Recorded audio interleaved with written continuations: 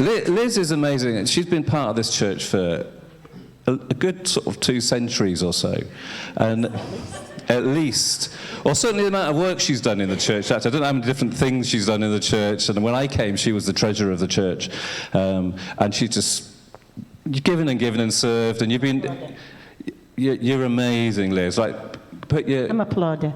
She's not a plodder, but she's a faithful lady, and she's really good fun as well. She's got a terrible diet. Just want to ask her about her diet, okay? Crisps. Pringles and iron brew, okay? So she's Scottish, okay? So that is a main sort of, that's where she gets all of her 5 a day from. That's why I live so long.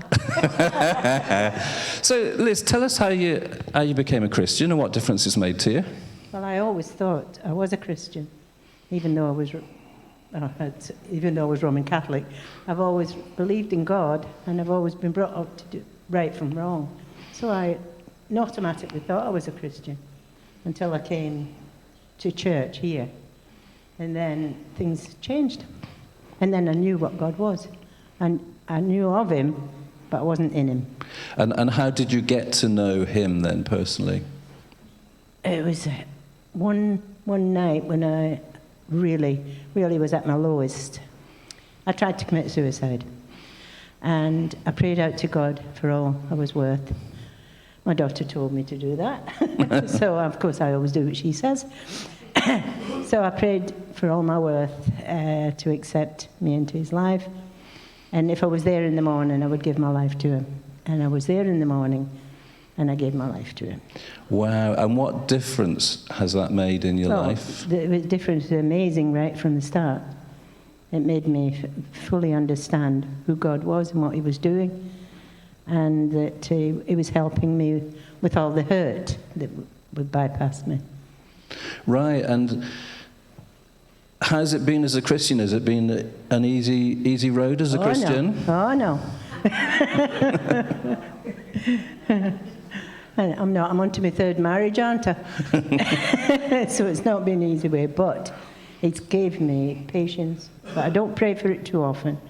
But he has given me patience. He's given me a peace in my heart. Right, fantastic. And in terms of Christian fellowship, so meeting up with other Christians, how does that look for you, and what does it do for you? I couldn't survive without the church, because coming here, it means everything.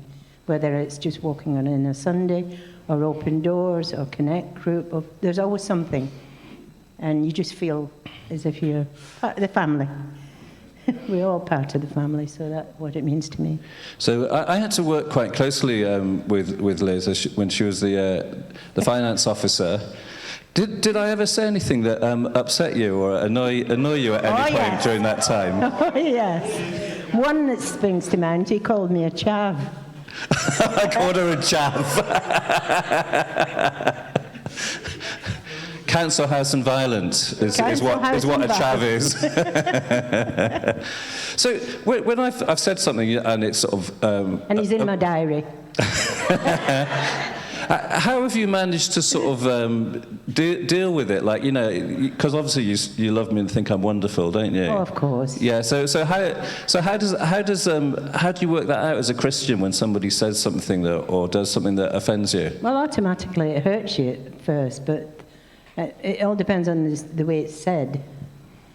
You know, and I knew you were joking. Being a chav, yeah, obviously. But you just learn to accept things, and you just learn to get on with it. And, well, that's what you're there for, isn't it? Just to get on with things. Yeah, and how about forgiveness in all of that? That's still going. She's working hard. That's still ongoing. Oh, that's brilliant. Do you know what we should have had today on the table? Okay, we're working on this. We should have had some iron brew and Pringles on the table, shouldn't we? Yeah, we'll invite you back again, Liz. Okay, brilliant. Give her a round of applause. That's fantastic. Thank you.